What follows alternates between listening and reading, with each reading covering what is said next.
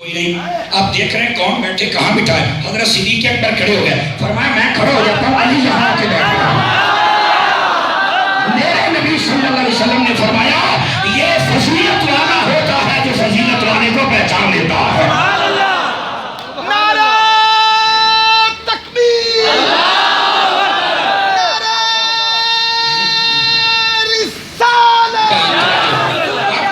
گنجائش کوئی نہیں ہے. اس واسطے جو سمجھدار ہوتے ہیں وہ جان لیتے ہیں کہ کیا کرنا ہے اور کیا نہیں کرنا ہے. چانن ہو جاتا ہے تھوڑے آدھے گھنٹے تو بعد, لیکن آپ اس دیر تک میرا ساتھ دیں.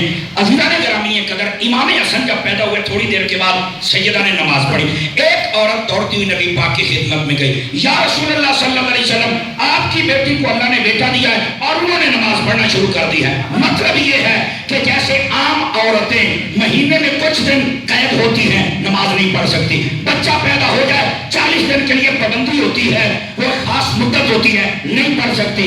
ساری عورتوں سے یہ معاملہ, سیدہ نماز پڑھ رہے ہیں. میرے نبی نے جو جواب دیا دھیان کے ساتھ سننا, آپ کا جی چاہے بولنا, نہ جی چاہے تیرے مقدر.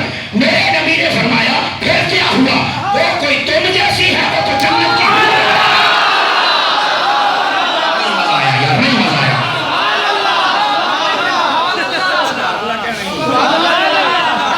میرے سامنے نہیں بیٹھ سکتا, بولو ذرا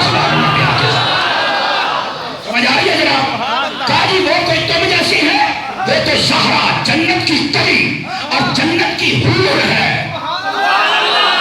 اور اس موقع پر میرے نبی نے فرمایا تھا کہ میری بیٹی کا نام بطول ہے. کیا نام ہے؟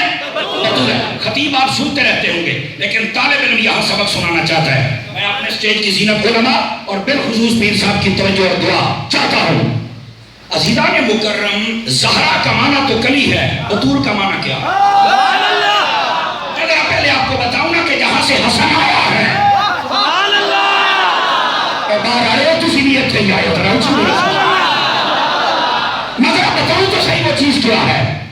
بطول کا معنی نبی پاک نے خود گویا کہ بتا دیا, اور اس کی وضاحت ہے. بطول کا معنی ہوتا ہے الگ, جدا, ممتاز. سبحان اللہ, سبحان اللہ. بطول کا معنی ہے. اچھا, اگر یہ معنی لیا جائے تو اس معنی کے اعتبار سے بنتا یہ ہے جو زمانے کی عورتوں سے الگ ہو, جدا ہو, ممتاز ہو. یہ اس کا معنی بنتا ہے. اچھا, اگر دوسری طرف دیکھیں کہ امام حسن پیدا ہوئے فوراً نماز, تو وہ جو عورتوں کے ناپاکی والے دن ہوتے ہیں وہ فرمایا وہ عورتوں پر ہوتے ہیں. یہ تو جنت کی حور ہے.